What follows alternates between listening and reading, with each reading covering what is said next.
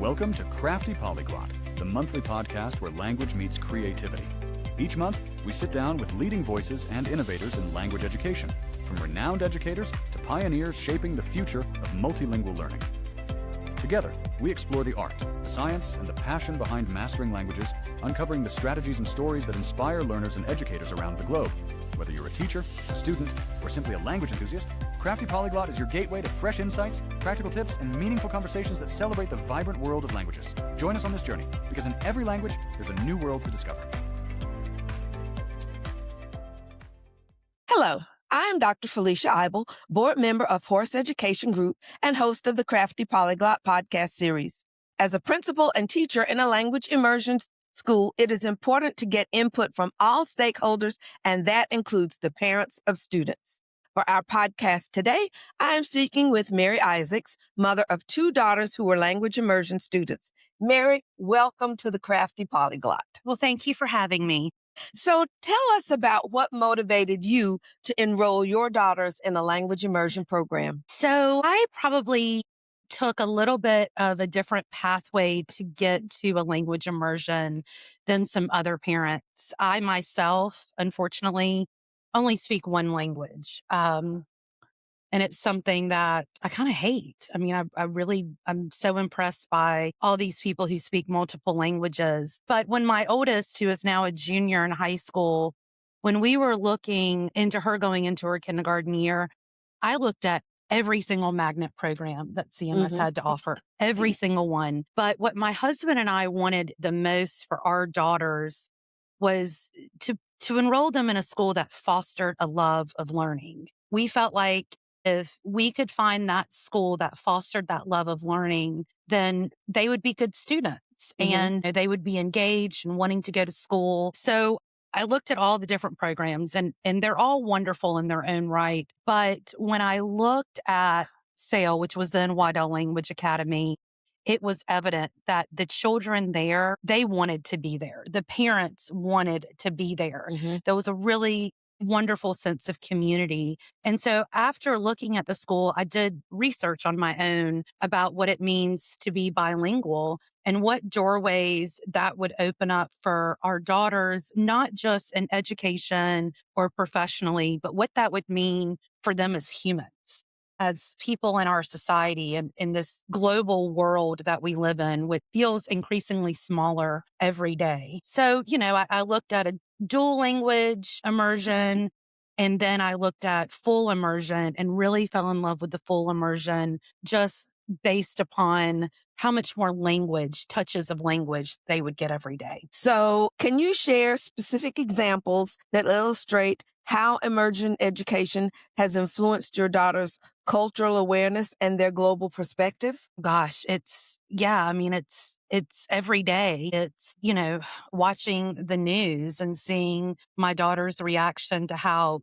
humans are treated, both in a positive way and in a negative way, every single day. I think going to an immersion school, an international school, it's kind of hard to describe. I mean, as a parent, I don't really have really another way to look at it. Like, I don't know what it's like for my children not to go to a school that has so many different cultures in it. I don't know what it's like to raise daughters who aren't empathetic to those that are around them. My daughters are accepting of all people, regardless of their race, their culture, their socioeconomic background. They embrace everyone as humans, and that's what they see first. They don't see a difference, I don't think, in we're different because we speak a different language or we look differently or we live in different neighborhoods or, our parents do different things. They look at people first as they are humans, they are people. And I really think that speaks to the fact that they do attend school with so many different children who are so different from them. I'm incredibly thankful for that. It's been not only a gift to my daughters, but really a real gift to our family as well, to see that they put people first as people and value them on who they are as humans, not as where they come from, what they do, what they look like. How did the experience of having the opportunity to travel abroad and interact with native speakers impact your daughter's confidence and language development? Well, I have told you this story Yes. before. My eldest daughter was unable to attend her international exchange trips due to COVID-19, but we were fortunate enough as a family to travel to Germany. My daughters are bilingual in German and English. And when we took them to Germany, the rule was they had to speak German. They were not allowed to speak English. Even if people in Germany respond to them in English, they had to speak German. And as you know, in Germany, it is a cultural thing. Adults speak to other adults. They don't normally speak to children first. And so it was kind of weird that my daughters were the ones speaking to these adults, and they would look at us and speak German. And my husband and I would say, "Oh, no, no, we don't speak German." And they would look at me and say, "But your children are German." And I'm like, "No, they're actually American, but thank you." Like, I don't know why I'm so proud because I didn't teach them German, but thank you. You know, it made me feel good as a parent how good their German was. And I got into an argument one time with a couple who really thought that we had adopted German children, did not believe that they were American. And then we finally explained the school that they attended, and they were just really blown away. Yes, my daughters, they don't know anything different than being bilingual. It's just, when they entered kindergarten, they just spoke a different language on the first day. They didn't know that other children did not do this. So I think they are proud of themselves for their dual language. I don't think they know of anything any different, but as a parent, it is a real confidence boost, not only in our school and in our public education, but yeah, just in our teachers. It is such a kudos to them that my daughters speak with such wonderful German. And my younger daughter has an articulation issue with her English. She's had it since, she was learning to speak in English. But it's interesting to hear her German teacher say she doesn't have that same articulation issue in German. It is just in English. And I don't really know why that is, but I know that for my youngest daughter, it was a huge confident boost for her because she was not looked at upon as different with her peers. She was just looked at as speaking the same way that everybody else did. But yeah, it was wonderful traveling to Germany, specifically to Germany with our children, and seeing how native speakers interact with our children. Not only are they able to speak on such a high level in German, but I feel like our teachers have given them more than just, I don't know what you call it, like an education vocabulary. They really have some slang or idioms. And so they really are able to converse pretty freely with native speakers. Great. That is really good. It is. And I love that story.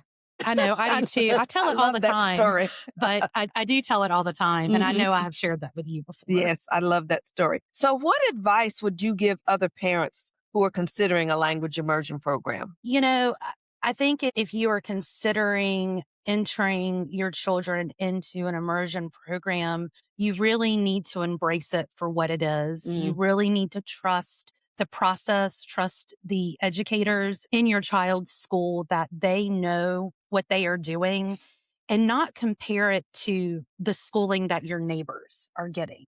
That's I know very that you've important. seen that as a principal. I think that for education, specifically in this country, so many people want to put education in a box and they want everybody to fit in this square box. But learning a different language, especially a full immersion program, you're not going to fit into that same box as every other school fits into. And you really need to trust that the educators and the administration, that they know how to take something that's more rounded and make it work for every child. And so what I tell parents when they're looking at a language, language is not something you do once a day or once every other day or only when school's in session. It really is something that you need to embrace as a lifestyle. You need to go out and experience the culture. And that doesn't mean you have to travel abroad. There are lots of ways in Charlotte that you can, or in whatever city you're living in, where you can experience other cultures, not just specifically to the language that your child's learning, but all languages. You really need to embrace that you're not always going to be able to help your child with homework. And that's okay. Yes. Because you know what it means when they get to high school? They are really individual learners. They really can advocate for themselves. They really know how to figure out their schoolwork on their own, to figure out problems on their own. They don't need to rely upon you as a parent or, maybe a neighbor or someone else. They can really do it for themselves. So yeah, I mean, just embrace it. Dive in. Don't wade in slowly. Dive in head first. And just with arms wide open, just embrace the entire experience of it. Well, thank you. Thank you so much You're for welcome. coming. You're welcome. Your input is important, and we appreciate having you here today. Well, thank you for having me. It's been a pleasure. You're very welcome.